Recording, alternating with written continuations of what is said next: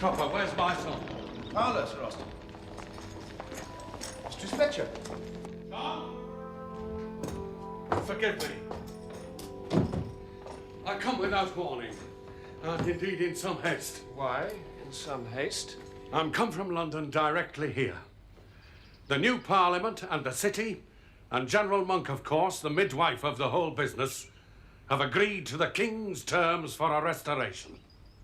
And he only waits for a fair wind to bring him back from Holland.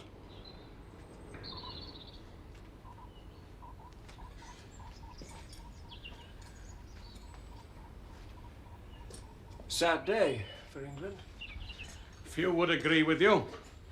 They're making bonfires now in every street in London. The King offers toleration in religion and forgiveness to his enemies by an act of oblivion for all those who submit their petitions to him within 40 days. So, I must crawl before him and eat humble pie. I'll not do it. No, not for you, my son. An act was passed in the Parliament 3 days ago.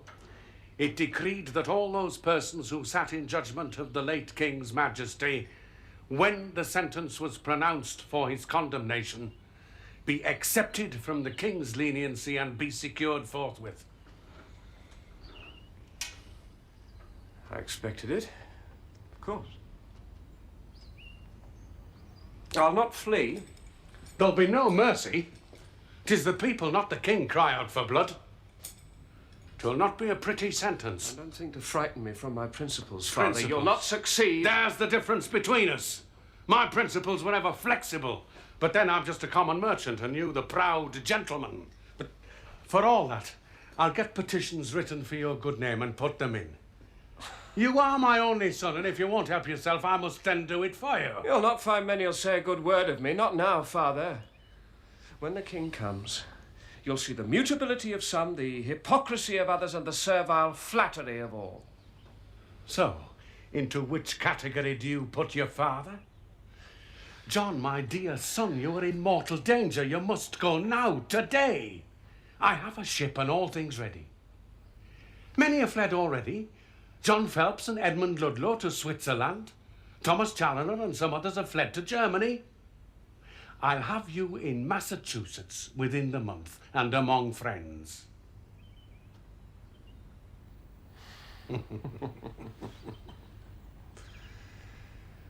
Spare me the howling deserts of America, Father. No.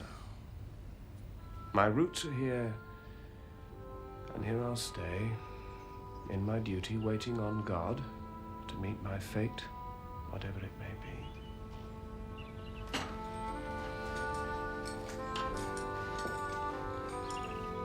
Anne and Martin are here, should you wish to see them.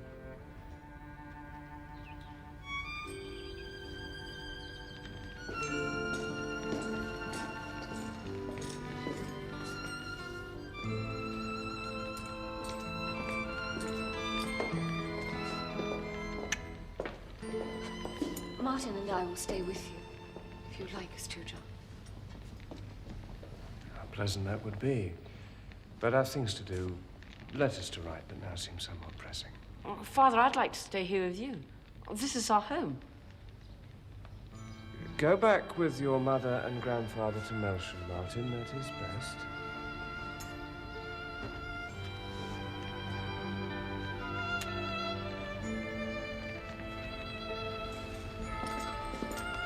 Mother, when shall we see Father again?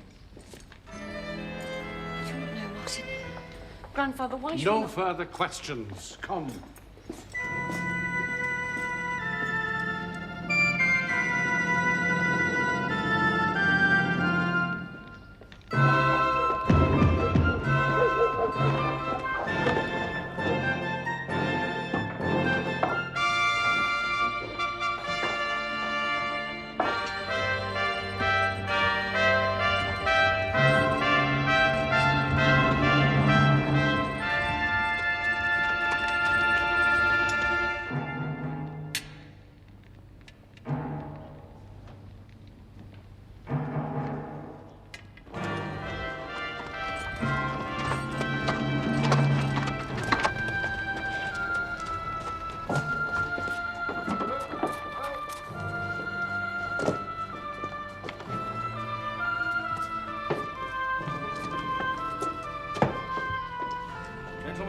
to see you, Mr. Fletcher.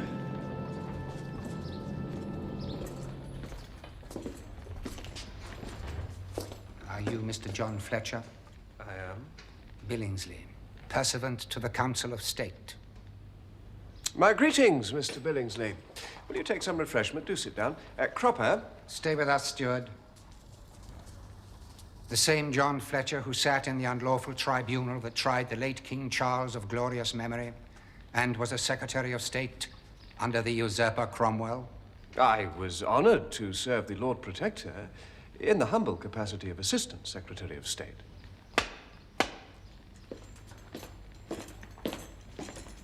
I am commanded by the Council in the name of King and Parliament to take you in custody to the Tower of London, and this my warrant. You've no need of your soldiers, Mr. Billingsley. I am unarmed and will obey your orders. You may prepare yourself for the journey.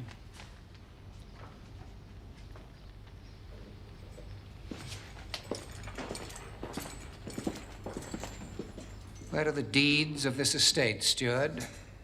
In the great chest, sir, in my room. Fetch them. If I may explain, I can keep all the papers here in safekeeping as I have... Keeping. In this place. May I ask what will happen to this house, sir? None of your business, steward. I doubt not it will be put up for sale by the Crown, unless there's a rightful heir. There is a rightful heir, Sir Thomas Lacey. In that case, no doubt, the King will be gracious and restore the estate to that person. Though it will hardly concern you as steward to Mr. Fletcher. Sir, I was steward to Sir Martin Lacey of Arnscote for 20 years. And my father and father's fathers stewards to the Laceys for generations. You seem to have achieved a remarkable agility at changing sides. Fetch the deeds.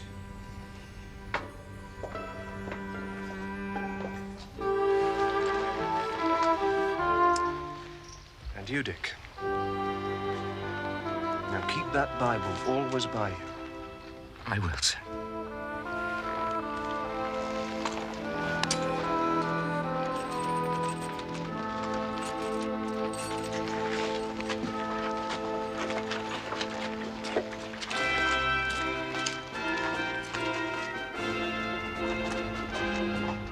Long years Sir Thomas has waited.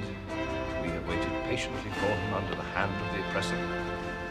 So, let us give him a good Arnscote welcome when he comes. You mean a banquet, Mr. Cropper? Indeed, Mrs. Dumfrey. A wedding banquet. We haven't had a banquet in this great hall.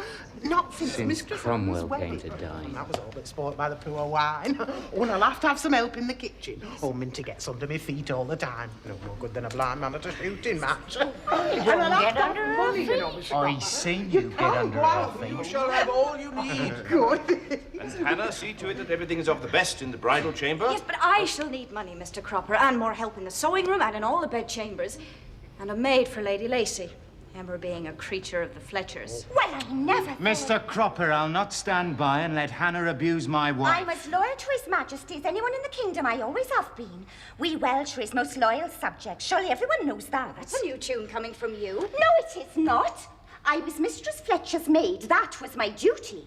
Duty isn't always where the heart lies. Duty is to them that pays us and gives us food and shelter. Your Walter said that, Hannah, remember? Anyway, my duty and my heart belong to Dick Skinner and the king. Now listen to me. The king brings with him a spirit of tolerance. Let us have our own act of oblivion at Arnscote and let time heal past wounds. That does not... I won't have all of you! Emma is the bailiff's wife, Hannah the housekeeper. Those will still be your respected places in this new household.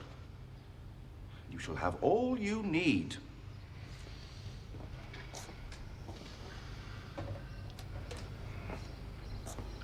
Cromwell, his major generals, had only half the taxes they levied on this estate. Yeah. The protectors, tax gatherers knew more of God than mammon. They were easily hoodwinked. It is a fine harvest. A deed well done. So, let us get to work with a will to put this place in good order against the coming of the master. Come on.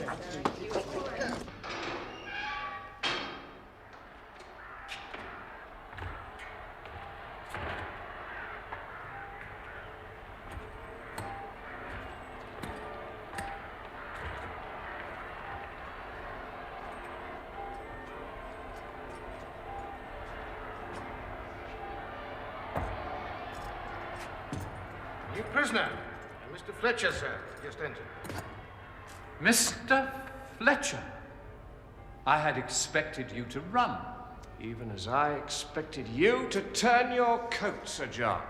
Which I see you've lost no time in doing. Tell me, do you think you'll find King Charles as good a master as you did Oliver? I serve the true government of this realm, whosoever, whatsoever it may be. I will not allow my loyalty to be questioned by a prisoner. In this place, you speak only with my permission, Mr. Fletcher. With your permission, I would eat. When you have paid your dues to me. Dues? What dues? Am I not the guest of King and Parliament in this place? What are these dues? £50 on first entry. As I remember from my official days, the Lieutenant Governor of the Tower was paid £3 a week for each prisoner from the Exchequer and instant pay for 40 warders. I never heard of other dues. Wait outside.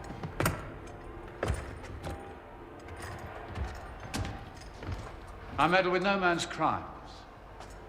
But whether guilty or not guilty, I expect my dues, which I can recover by law if they are refused. By what law? By custom.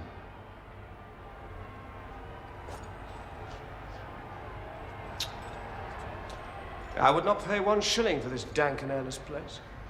There are many worse than this in the Tower. Dank dungeons that haven't seen the light of day for hundreds of years. You are indeed privileged to be in this cell.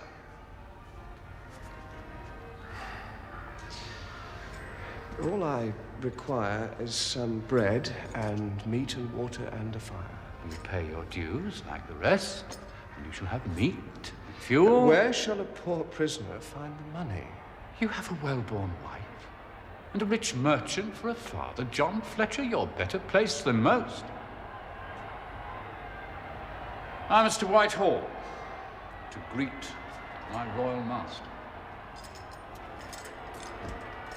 £50 and 7 more for victuals, and no recompense if you don't last the month.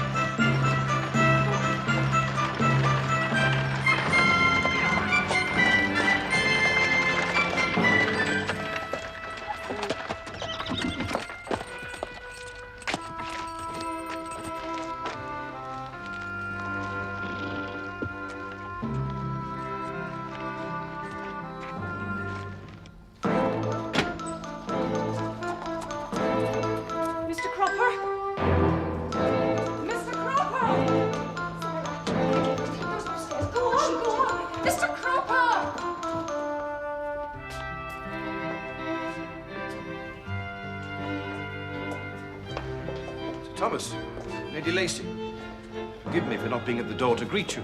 We had no warning of your arrival. Cropper. My old friend. And good wife, Hannah. Some refreshment after your journey. Thank you, Cropper. Some aquavit.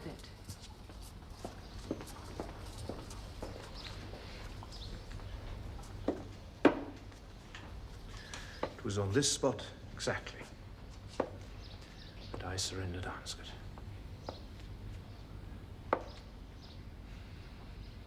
On this spot exactly. And you did right to save a massacre. Lacy arms are back, Thomas. I have kept an exact measure of all that was spoiled, stolen, and looted by the Roundhead soldiers. We should expect recompense in full from this new government. Bailiff and I have this quarter's rents to hand. There are many who cannot yet pay, such has been the disorder of these last years. However, The estate books are all in order, and with your permission, I shall have them brought in for your perusal. Wearied with business now, Cropper. I'm tired. I will to my bed, my dear. No, let it be. I know my way to my own bed.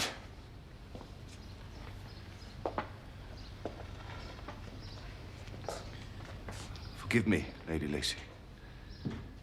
We have planned a good welcome for your homecoming. A banquet. 'Tis we who should ask your forgiveness, Cropper. We made plans to go to London with the King, but then Sir Thomas decided to come here directly. Sir Thomas is not well. So many years in exile and such privations. It is easily understood. He had a distemper this last winter when we were with the King at Breda. Since then, his strength is much enfeebled. He does not sleep well. He often calls out in the night of murder and bloodshed. At first, he did not wish to come back here. I had a hard time of it to persuade him. To come back here? To Arnscote? It seems it haunts him. I'm sorry, Lady Lacy. I am sorry to hear that. We need him here. Of course. And together, you and I will bring him happiness and comfort and make him well. But do not disturb him with business matters. Not yet.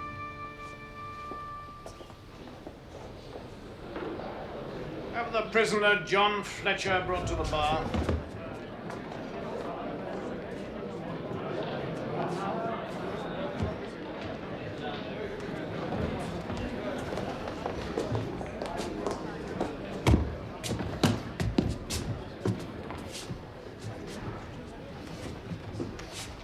How do you say, John Fletcher? Are you guilty of the treason whereof you stand indicted and which you've now been arraigned, or not guilty? My lord, have I liberty to speak? No more at this time than guilty or not guilty.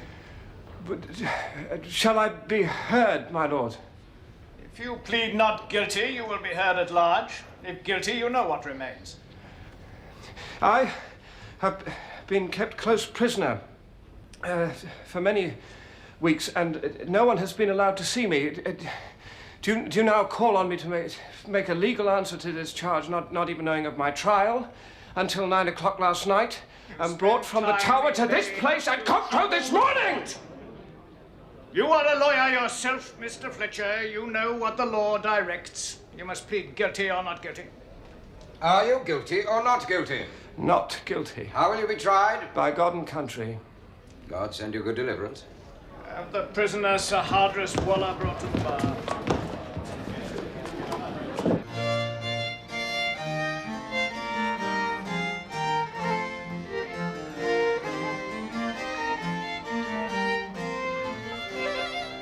He's late. Later every night, it seems.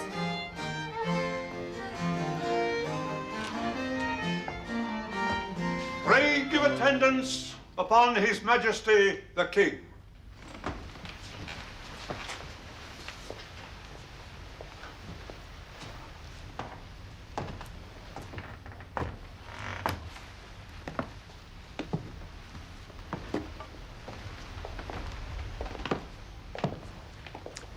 I am stuffed as full as a Christmas goose. And so weary, I can scarce stand anymore. My loyal subjects are near to killing me with kindness. It appears I was foolish not to have come home before, as every man in England protests that he has always longed for nothing else but my return. Sir. My Lady Farrar. Sir, I have a private favor to ask of you. A small petition. No more petitions, I beg of you. I'm nearly suffocated by them. In this one day, I've had more petitions than there are days in the year. From the House of Lords to the worshipful company of Hackney Wick street cleaners. Dear lady, spare me your petition until the morrow. I do not wish to plague you, sir. But the morrow may be too late. Then I must hear it.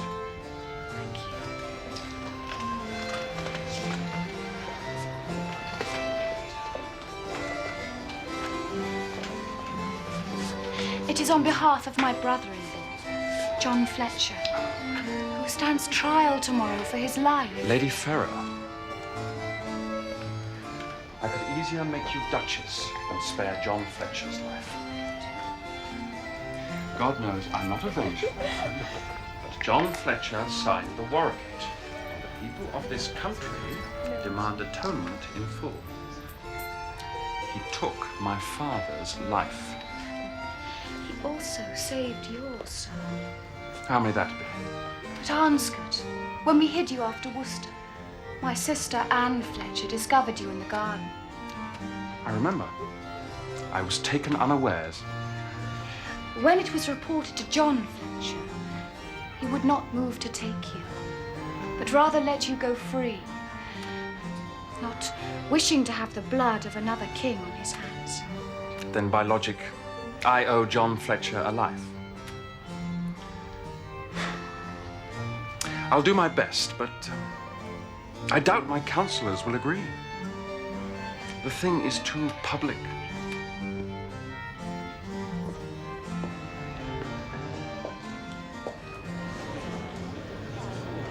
May it please your lordships. We bring before your lordships into judgment this day a murderer of a king. If anything can be of a deeper dye than that blood with which this man stands polluted, I think his impudence makes him more odious than his treason. It was the destruction of God's anointed in the name of the Lord. It was the murder of a most blessed and beloved prince in the name of his people. It will be enough for you, and my lords will tell you the same, if we prove the treason itself, which was the imagining and compassing the death of the king. If we prove that, then you will find the prisoner guilty. I'm not willing to hold your lordships too long in the porch, but desire to descend into the body of the business. And so, we will call our witnesses. Truly, my lord, I will save them the labour. For I confess, I do not like it that men should be put to their oath more than is needed. I will be your witness. So be it.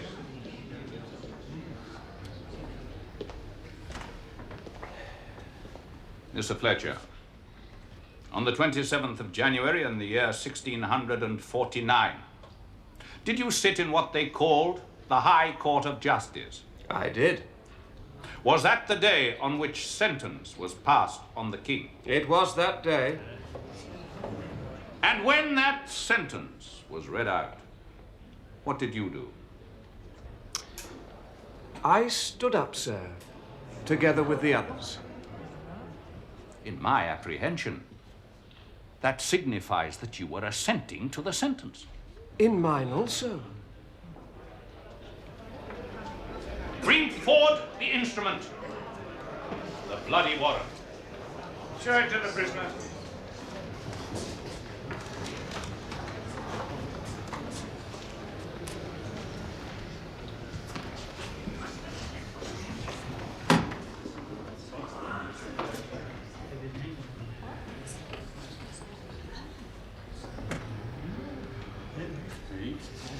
That is my hand. You have confessed that that is your hand. I did not come here to deny anything that in my judgment and conscience I have committed, but rather to be bringing it forth into the light. My lords, the matter that has been offered to you was not a thing done in a corner. I believe the sound of it has been in most nations. I humbly conceive that what was done in the name of the Parliament of England. By their power and authority.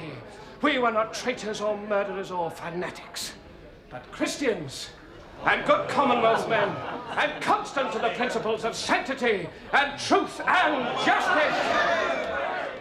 We had a noble principle, and we sought the public good, and we would have given liberty to the people and justice and secured the welfare of the whole groaning creation. If the people had not more delighted in servitude than freedom, the presence of God was with his servant in those days. Blasphemer. Away with him. Know you where you are, sir? You are in an assembly of Christians. Would you make God the author of your treasons and murders? My lords, I say that what I did was by the supreme authority, and I appeal to your consciences that this court cannot call me to question. He should be sent to Bedlam till he come to the gallows. Aye. Do you not care what language you let fall? He puts treason upon treason. And therefore, we pray direction to the jury. You have no more to say, Mr. Fletcher. I must give direction to the jury. You gentlemen that are sworn of this jury, I think you need not go from the bar. You see, the prisoner, Mr. Fletcher, has been indicted for imagining and contriving the death of His late Majesty of Memory, King Charles.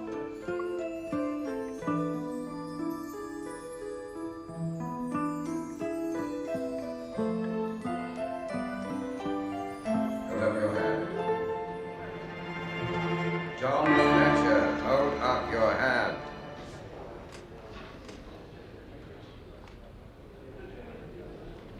What have you to say for yourself? Why judgment should not pass against you? To die according to law? I have nothing further to say. Because this court has not seen fit to hear what was in my heart to speak. So, I submit to it. You that are the prisoner at the bar, you are to receive the sentence of death. Which sentence is this? That you be led back to the place from whence you came, and from thence be drawn upon a hurdle to the place of execution. And there you shall be hanged by the neck. And being alive, shall be cut down, and your privy members to be cut off. Your entrails to be taken out of your body, and you living the same to be burnt before your eyes. And your head to be cut off, your body to be divided into 4 quarters. And the Lord shall have mercy on your soul. Silence!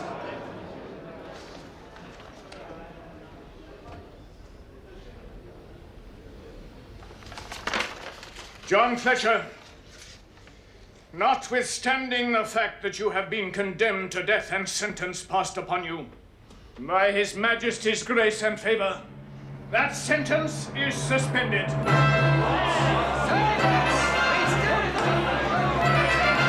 You will remain in prison during His Majesty's pleasure.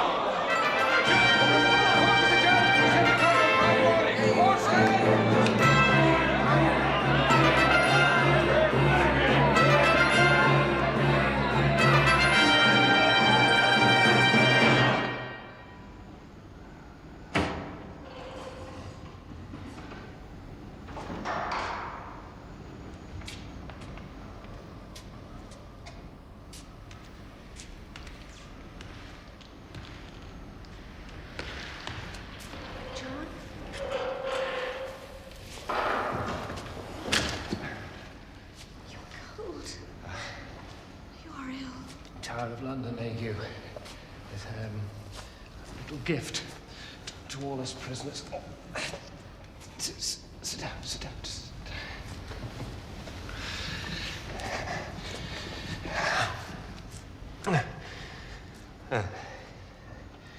You shouldn't have come to the trial. I am your wife. You were so courageous. I was never so proud of you.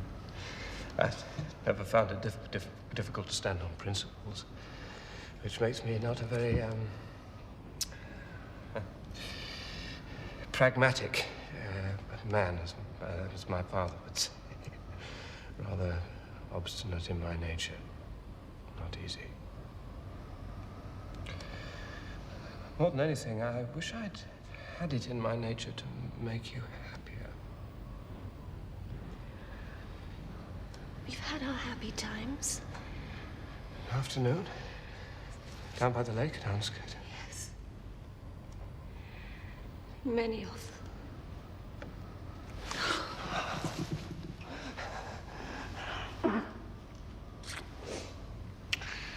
What nice warm things memories are to cherish. You speak as if you are to stay in this place forever. We will have you free and pardoned, John, and soon. Your father is determined on it, and he is held in great respect by the king. King or no king, they will never let me go. They will harry me and pursue me to the end. Most of those fine gentlemen in that court were renegades, turncoats, old Commonwealth men who, not so long ago, were busy buttering Cromwell's ears, now the loudest to shout, "God save the king." He has but to snap his fingers and they all clap their tails between their legs like rated dogs and come fawning to him. Old friends now become the surest of enemies. An honest man that will not be diverted from his principles sits hard on them and pricks them, making them sore and uneasy. Men change with time. My life is done, and there it is. I'm not unhappy for it. Easier, more content in my mind than for many weeks. So, let me be. Cherish Martin for both of us. Johnny, he is here. Here? And now?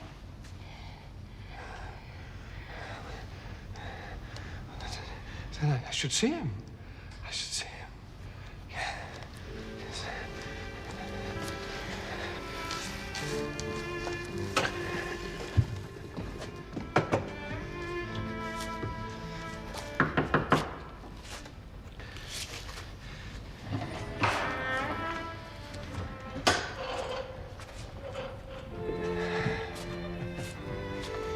Martin, old fellow.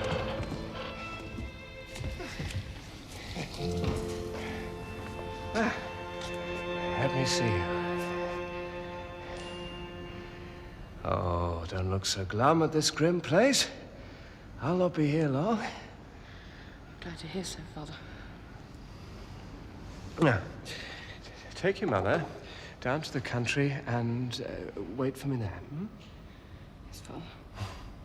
Good. I've learned a good lesson from my troubles. It should be a good lesson for you. Be true to yourself and trust in God. Wherever you are, wherever I am, let us make a vow to remember each other every day in our prayers. Remember that we love each other.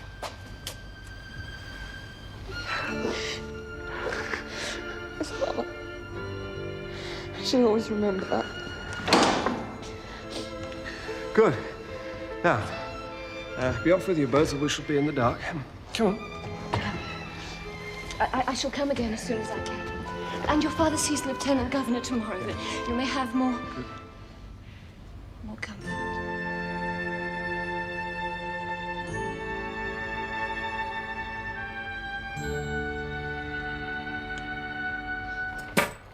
£75, Sir John.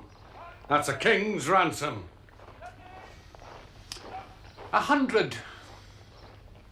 These are special privileges you ask, Sir Austin, against all the rules laid down by the Privy Council. 90. 100. I'm taking a great risk to do you this favour. 100, then. And that will encompass visits from all members of the family, food and victuals of the best as served at your table, and a servant at all times. For 200, you could have the man himself, Sir Austin. John, you mean take him away? Out of this place? I alone know who comes and goes. There is no other account. I have your word on it. You have my word on it.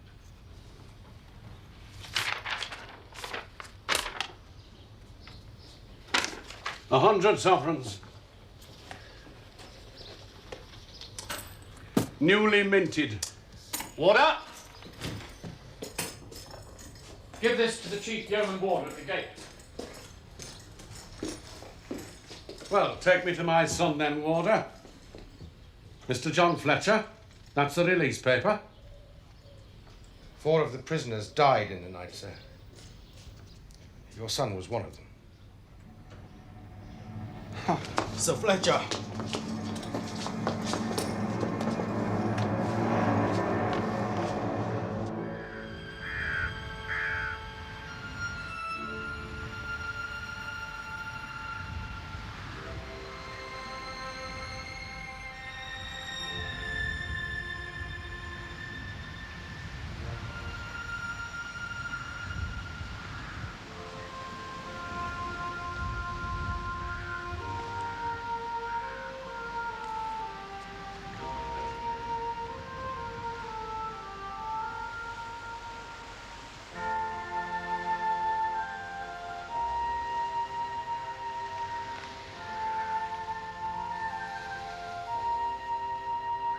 Your thoughts the same as mine?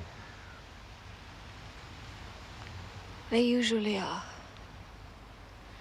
I was wondering what Father would think with John buried so near him in Arnscote Clay.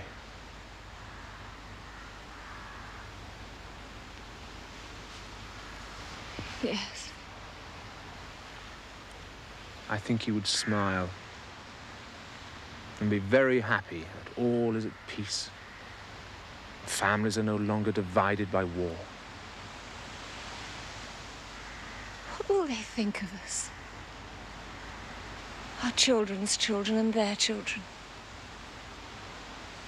Father fighting son. Sister fighting brother.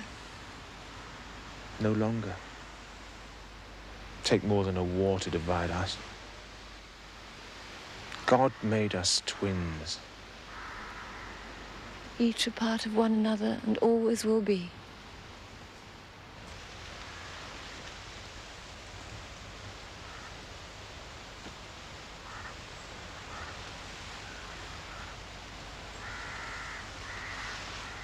It was good of you to let John be buried here at Arnscote. He was my friend of many youthful years, as well as my sister's husband. And when Martin's flag flies here, he will have his father in the churchyard, which is as it should be. That will not be for many years to come. Oh, I'm an old crock, Anne. I'm good for nothing. But I have a fine wife now. I will take my rest on her bosom and let her have the helm.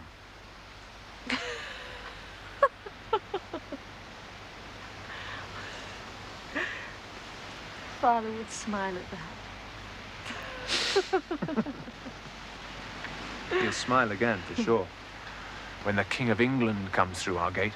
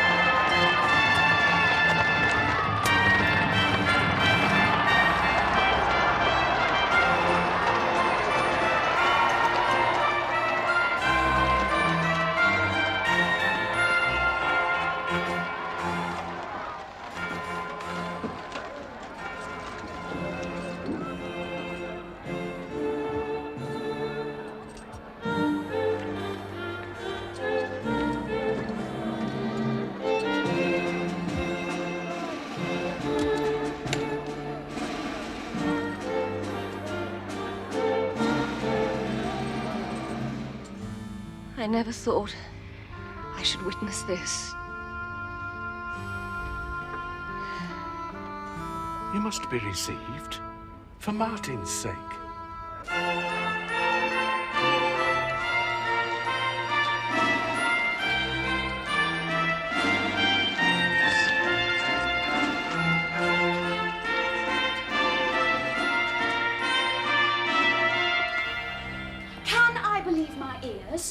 Am I to believe what my own ears tell me?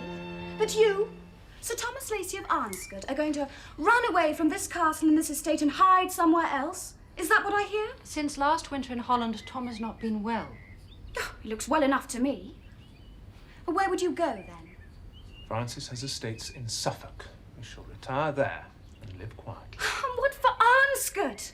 Let it rot? All is arranged. Martin will have Arnscourt, as is his right by succession. He's a young Martin hand. is 15, Tom. 15! Francis, my brother can be a wayward, idle man, if you have not yet discovered it. He does not thrive on being cosseted. It is doubtless your plan to take him away and hide him like a plaything or a pet animal. Tom is his own master, Lucinda. I am his obedient wife. Stop meddling, Lucinda. You know nothing. I know what Father would have thought. And I think the same. I shall speak to the king a bit later. He will understand.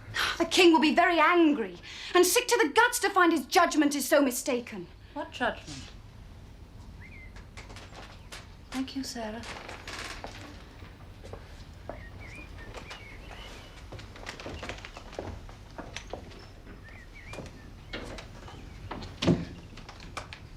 The king comes here against his counsellor's advice. He would not be gainsaid this visit. Arnscourt is more dear to him than Oxford or Gloucester. We are very honoured, I know it. We, the Lacys, are very honoured. There is something I should tell you, though the king would have my ears cut off if he knew, so what I say must stay within these walls. It will? The king intends to make you a baron and to ask you to be his Lord Lieutenant for this county as father was. The king thinks very highly of you, Tom. An opinion you don't hold of yourself.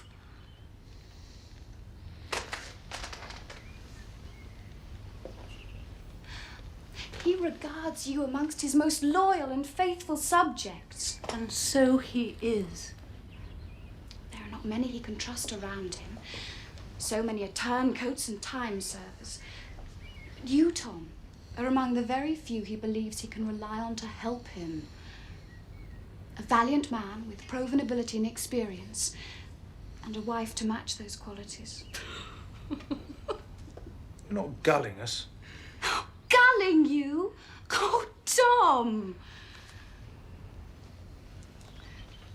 Tom thought that he would not be wanted, that the king would favour younger men, new men. Well, wife, what do you say? I say that I would be very proud and honoured to live in Arnscourt, the wife of Lord Lacey, if he wishes it.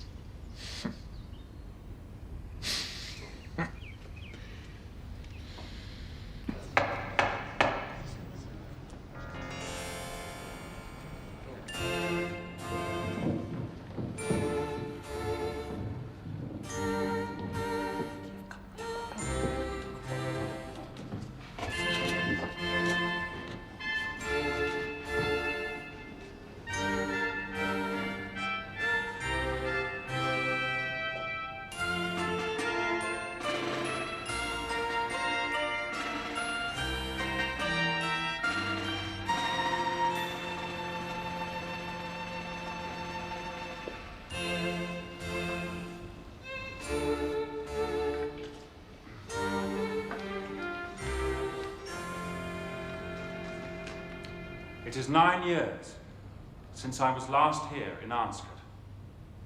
They have been 9 long, long years that sometimes seem to me a lifetime. When I came here then, I was a fugitive, with my enemies hard on my heels. You in this castle gave me shelter and sustenance and protected me at hazard of your lives. But for you, I would not be alive today to come back here as King of England. Thank you all from my heart. 2 of you ladies from this house have lost your husbands in our cause. Both of them died bravely. I would honor you and them. The Lady Farah and Mistress Jackman.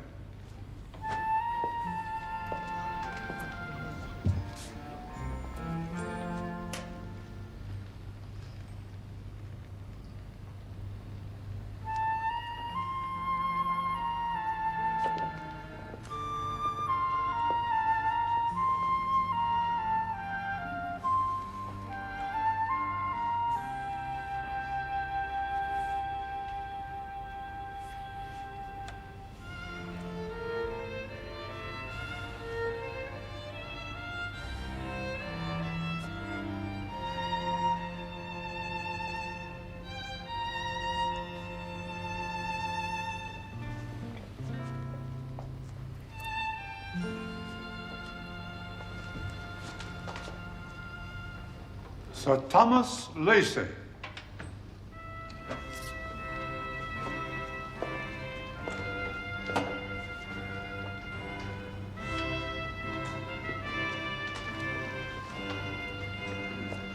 Here are the deeds and titles of the Barony of Anscott. From henceforth, you will be known as the Baron Lacey of Anscott. What's that he's given the master? Furthermore, I charge you, Lord Lacey, my trusty and well-beloved servant, that you keep the peace, and order all other affairs justly on my behalf, as my lieutenant in this county. Sir.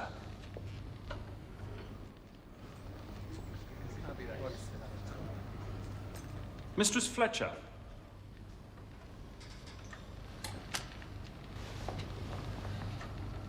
I have need of your son.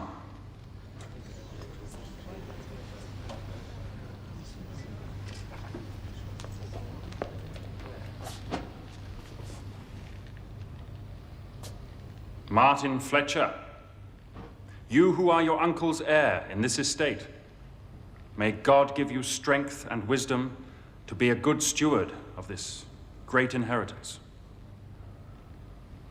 When the time comes, And when you're older, we shall need you as one of our counselors. For this new kingdom must look forwards and not back. As heather pasture is renewed to pristine health and vigor by fire, so will England, which has been through the fire of a bloody civil war, suffered the murder of her righteous king, the bitter oppression of a tyrant's rule, rise again in health and strength to give the people a just rule by king and parliament under God.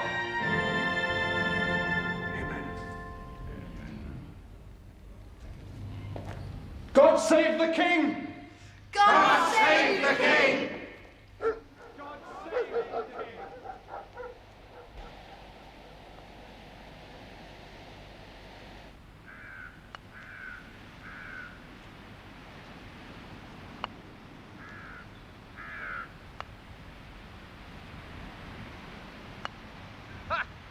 You're too good for me, Martin.